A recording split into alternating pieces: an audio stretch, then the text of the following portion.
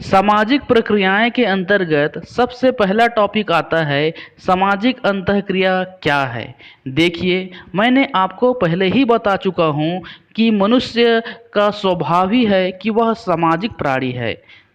वह अकेला नहीं रह सकता, अतः अपनी आवश्यकताओं की पूर्ति के लिए, अपनी ज़रूरत के लिए वह अन्य व्यक्तियों के साथ अंतःक्रिया करता है, सामाजिक संबंध बनाता है।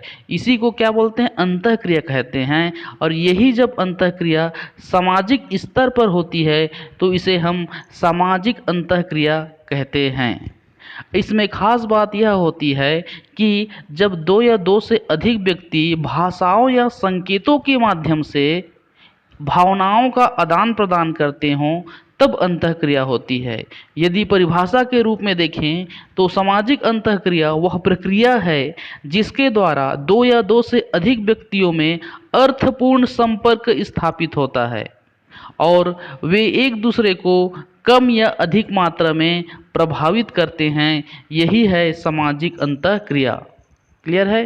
तो दो या दो से अधिक व्यक्तियों में अर्थपूर्ण संपर्क होना चाहिए और एक दूसरे को कम या अधिक मात्रा में प्रभावित करना चाहिए। अब देखिए कि सामाजिक अंतःक्रिया होने के लिए आधारभूत दशाएं दो हैं।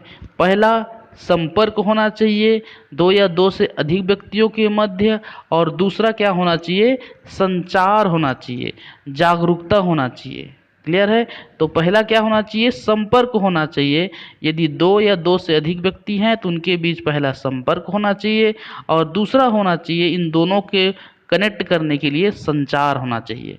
तो संपर्क को दो भाग में बांटा गया है, प्रत्यक्ष संपर्क और अप्रत्यक्ष सामाजिक संपर्क। जो प्रत्यक्ष सामाजिक संपर्क है इसी को प्राथमिक संपर्क कहा जाता है, क्योंकि इसमें आमने सामने के संबंध होते हैं, घनिष्ठता एवं निकटता अधिक होता है इसमें।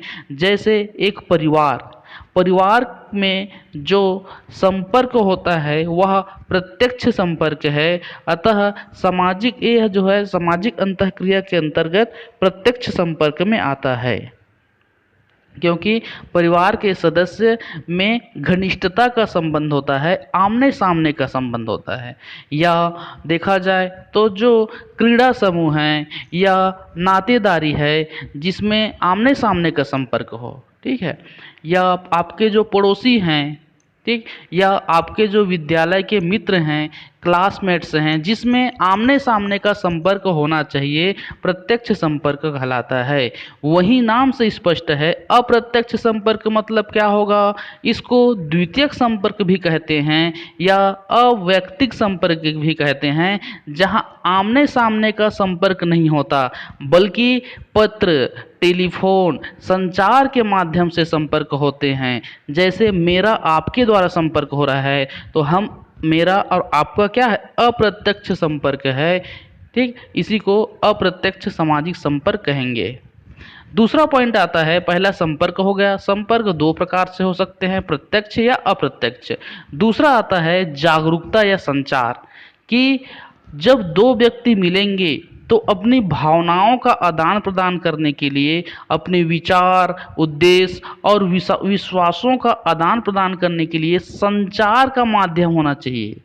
ठीक है, संचार का माध्यम कुछ भी हो सकता है, जैसे कि कोई भाषा, कोई संकेत, कोई मुख मुद्रा या कोई भाव, कुछ भी हो सकता है संचार। लेकिन संचार का जो अर्थ हम लगाते हैं वही अर्थ दूसरा भी लगाता है, उसी को संचार कहेंगे। जैसे जिस भाषा में मैं बात कर रहा हूँ उस भाषा को यदि आप समझ पा रहे हो तभी तो संचार हो पाएगा। तो यह है संचार। ठीक है, तो सामाजिक अंतःक्रिया के लिए दो चीज़ होना आवश्यक है। पहला है संपर्क। संपर्क प्रत्यक्ष भी हो सकता है, अप्रत्यक्ष भी हो सकता है।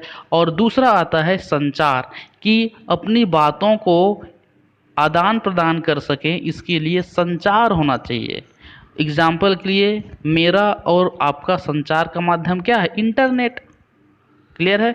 तो हम अप्रत्यक्ष संपर्क द्वारा आपसे जुड़े हुए हैं। तो आई होप आपको सामाजिक अंतःक्रिया समझ में आ गया होगा। अब देखिए कि गिलिन और गिलिन ने सामाजिक संपर्क को इन्होंने दो भाग में बांटा है। पहला है सकारात्मक सामाजिक संपर्क, नकारात्मक सामाजिक संपर्क। सकारात्मक सामाजिक संपर्क के अनुसार जब दो व्यक्ति आपस में, दो या दो से अधिक व्यक्ति आपस में संपर्क करते हैं तो इसमें सकारात्मक का भाव होता है, सहयोग की भावना होती है। एक दूसरे के जब संपर्क में आएंगे तो या तो सहयोग करेंगे, अर्थात किसी उद्देश्य के लिए साथ में मिलकर काम करेंगे, या आत्मीकरण या सात्मीकरण होगा, अर्थात एक दूसरे से कुछ सीखेंगे, या पर संस्कृति ग्रहण होगा, अर्थात दूसरे की जो संस्कृति है उसको ग्रहण करने की कोशिश करेंगे। ठीक, तो ये है सामाजिक संपर्क के अंतर्गत सकारात्मक। दूसरा नकारात्मक।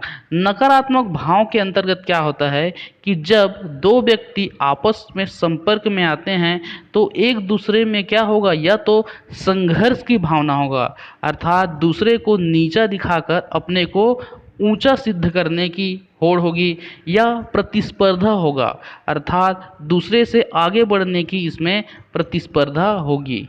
तो ये हैं गिलिन और गिलिन के अनुसार सामाजिक संपर्क के प्रकार। अब देखिए कि जो अंतःक्रिया के स्तर क्या क्या हो सकते हैं। तो यह हो सकता है व्यक्ति से व्यक्ति के बीच संपर्क हो सकता है, जैसे मेरा आपके साथ हो रहा है। यदि पीपल टू पीपल हो तो उसको बोलेंगे व्यक्ति टू व्यक्ति के बीच संपर्क हो, तो इस प्रकार के अंतःक्रिया। दूसरा है व्यक्ति और समूह के बीच हो, जैसे एक क्लास में होता है, एक टीचर रहते हैं और स्टूडेंट के बीच जो संपर्क होता है उसको बोल सकते हो व्यक्ति से समूह के बीच अंतःक्रिया। और तीसरा हो सकता है समूह टू समूह अंतःक्रिया, एक समूह का दूसरे समूह के साथ अंतःक्रिया हो। ठीक, तो ये है अंतःक्रिया। आई होप आपको समझ में आ गया हो अंतःक्रिया है क्या चीज़। सहयोग क्या है? देखिए, सहयोग या कोऑपरेशन, इसका मतलब होता है कि जब किसी उद्देश्य की प्राप्ति के लिए व्यक्ति या व्यक्तियों का समूह एक साथ प्रयास करते हैं, उसी को सहयोग कहा जाता है। इसकी परिभाषा आर्नोल्ड डब्ल्यू ग्रीन देते हैं कि सहयोग दो या दो से अधिक व्यक्तियों के द्वारा किसी कार्य को करने या किसी समान उद्देश्यों को प्राप्त करने के लिए किया जाने वाला निरंतर एवं सामूहिक प्रयत्न ही सहयोग है। क्लियर है? अर्थात किसी उद्देश्य को प्राप्त करने के लिए दो या दो से अधिक व्यक्तियों द्वारा किया गया प्रयास ही सहयोग है। जैसे कोरोना महामारी से लड़ने के लिए पूरे समुदाय जो है एक साथ एक उद्देश्य से कार्य कर रहे हैं, यही क्या है? यही तो सहयोग है। मैकआवर और पेज ने इसके दो प्रकार बताए हैं। पहला है प्रत्यक्ष सहयोग, दूसरा है अप्रत्यक्ष सहयोग। प्रत्यक्ष सहयोग में क्या होगा कि जब दो या दो से अधिक व्यक्ति अथवा समूह समान उद्देश्य के लिए समान कार्य करते हैं, जैसे कि चुनाव में किसी प्रत्याशी को विजय बनाने के लिए सामूहिक प्रचार करते हैं, यह क्या है? प्रत्यक्ष सहयोग है, क्योंकि सभी का उद्देश्य समान है और सभी समान कार्य कर रहे हैं। वही अप्रत्यक्ष सहयोग क्या है? जब समान उद्देश्यों की पूर्ति के लिए सहयोग करने वाले लोग असमान या भिन्न प्रकार के कार्य करते हैं। जैसे देख लीजिए कि अस्पताल में चिकित्सीय व्यवस्था की श्रृंखला देख लीजिए कि सभी का उद्देश्य क्या है? समान है कि हमें अपने पेशेंट को ठीक करना है, लेकिन उसके जो कर्मचारी हैं, डॉक्टर है, नर्स हैं, अलग अलग कार्य करते हैं। इसको बोलते हैं अप्रत्यक्ष सहयोग। मतलब डॉक्टर, नर्स, जो कर्मचारी हैं अपने अलग अलग काम करते हुए इस पेशेंट को ठीक करने हैं, इसी को बोलेंगे अप्रत्यक्ष सहयोग। ठीक, जैसे कोरोना महामारी से लड़ने के लिए डॉक्टर अपना अलग काम कर रहे हैं, पुलिस अपना अलग काम कर रहे हैं, स्वच्छता कर्मी अपना अलग काम कर रहे हैं, लेकिन सभी का उद्देश्य क्या है? समान है, कोरोना से लड़ना। तो यह अप्रत्यक्ष सहयोग है।